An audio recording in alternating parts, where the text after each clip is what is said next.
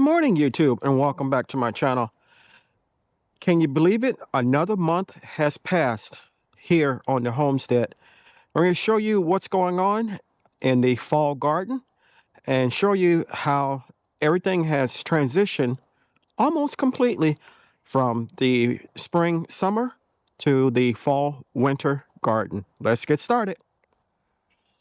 So in this raised bed, this is one of 3 raised beds that does not have fall crops in it.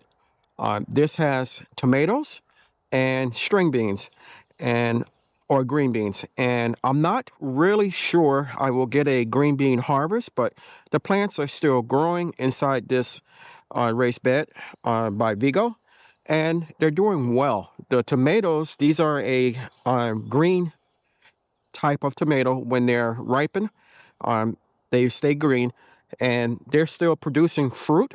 Probably they will get removed when we have our first true frost here. The temperatures lately have been down in the 50s at night. Most recently, the temperature was at 49, and the tomatoes seem to be still doing well, so we're going to leave them for now. So this is the Vigo cube, and we have cabbages inside, and we also have a sweet potato vine that I did not remove completely, and it is growing rather. Now, with the first frost, I'm not sure if this will actually die or not because of the container, the cube, actually having a cover, so frost won't actually hit it, and I'm wondering if it will continue to grow. But either way, it's in there. We're going to leave it, and we'll see what happens. The cabbages are doing well, and some of them are in the very, very, very early stages of forming heads, which is good. Now, we have a lot of cabbage planted. We have green varieties as well as purple varieties.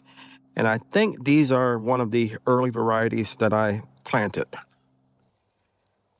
So in this bed, we have stonehead cabbage, and we have cauliflower on the other side.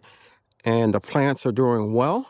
The insect pressure that we did have, I think, has abated, and the plants are growing well. They are loving this cooler weather that we are having.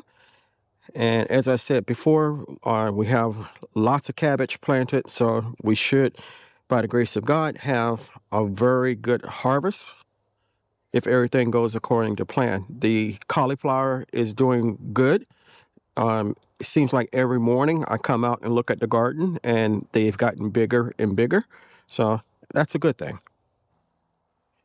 So in my most recent video, we planted garlic in this bed, and nothing is going on other than they were recently planted, and hopefully we will start seeing signs of the green stalks coming up through the mulch. But so far, so good. Okay, in this self-watering bed, we have carrots, and the carrots are starting to get bigger, and they're starting to look like carrot tops. And other than keeping the soil moist, not wet, but moist, and not letting it dry out, we'll let the carrots do their thing. This is one of the raised beds by Birdies. It's one of the 6 tall beds that I have. And in this bed, we have 4 types of determinate tomatoes. And I also planted a few Florida mustards inside the bed, and the tomatoes are doing good. This one that you're currently looking at here has actually gotten a little top heavy, and I had to remove the stake and put it in another spot so that it wouldn't fall over. It has lots of tomatoes on it, and I'm assuming probably sometime in November, in 2 or 3 weeks, we should have all of the tomatoes ripening, or at least starting to ripen. and we will have a fall tomato harvest. In this bed, we have broccoli here, and over on the other side, we have Brussels sprouts. And the plants seem to be doing well. On the Brussels sprout leaves, we have some whitening of the leaves on some of the plants, but I'm not really too concerned about that. I think that they will bounce back from whatever it is. We also planted some radishes over near the Brussels sprouts, and they have come up and are doing well. I don't see any sign of the radishes actually being ready to pull up yet, but they have nice green tops and seem to be doing well.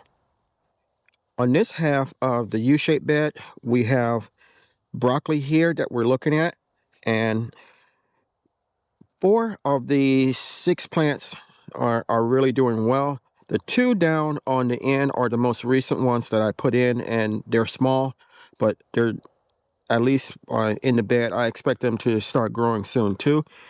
On the other side of the bed, or closer to the middle, I guess, we have some radishes, and they have come up and started to grow, so they're doing well. On the other side, we'll move over there momentarily, we have more broccoli, and the broccoli is doing good.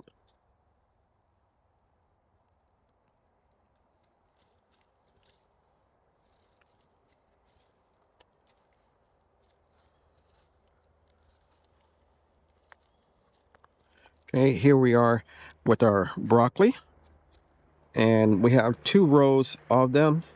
The plants are getting bigger every day, and here, this plant that you're looking at, that is a purple broccoli, I believe, and its sister plant died, the one to my left. And we also have okra here.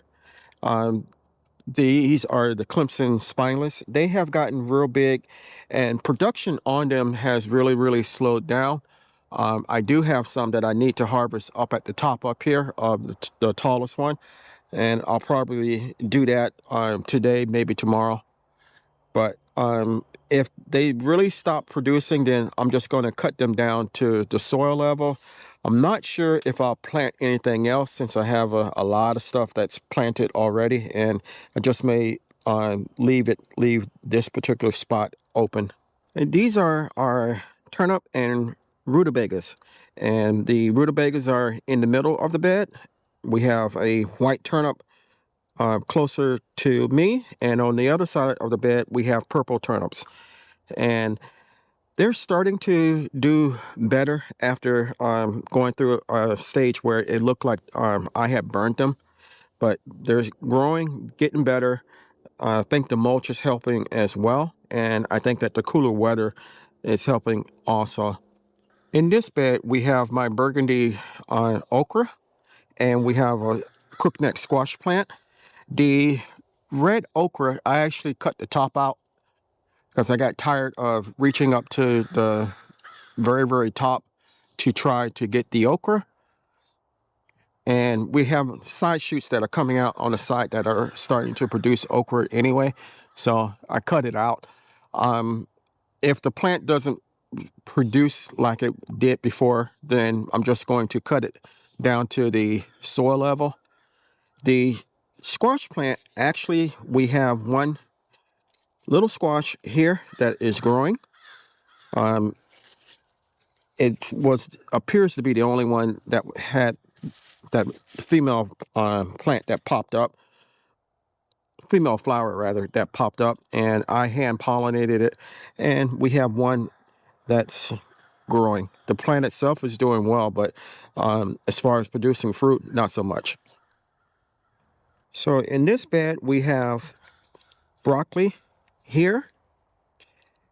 In the middle we have cabbage, and on the far right over here we have more cabbage, a variety called Jersey Wakefield. And these were put in maybe a week and a half ago. They're doing good. They have caught and seem to be getting bigger. I made a video of that also. Doing pretty good. So this is the largest bed that I have by volume. It is 4 feet by 7 feet, I believe, and it's from a company called a Neolife. It is the very first raised bed that a company sponsored me with. In this bed, closest to me, we have broccoli here, we have cabbage in the middle, and we have Florida broadleaf mustards on the far closer to the other side. This is the first time that I've actually used this bed to grow something else other than cucumbers or flowers. And we recently made a video where we added a lot of material into the bed in preparation for planting, but everything seems to be doing well. This is going to be my onion bed, and we haven't planted the onions yet. They will be planted sometime in November, hopefully in a week to two. The bed has just been sitting, waiting for them. We're going to be planting yellow onions, white onions, and red onions. And the majority of them that will be planted are from seed. I do have some that I got in a set from Haas Tools, but overall, most of them will be started by me. This is the last bed that we're here at, and we have 4 different types of collards in the bed. We have Georgia Southern collards, we have Alabama blue, we have purple collards, and we have some Bates collards. And all of them are growing and doing very well. The Georgia collards have actually started to get very big over closer to the other bed, that tall one that you see there. That is a Georgia collard. And like I said, everything is doing well. For Thanksgiving, we definitely will have collards to go in the pot. So we're here in container row, and we have purple broccoli in 3 containers here. We have leeks here, and in the back there, everything seems to be doing good. We have some lamb's ear in 2 containers, a rose, and peace lily that hasn't sprouted yet. In the grow bags that we have here, we have 3 squash actually, and the rest purple cabbages. And the cabbages have started to become bigger. I'm going to come out probably tomorrow, if not tomorrow, Friday, and give them a feeding. The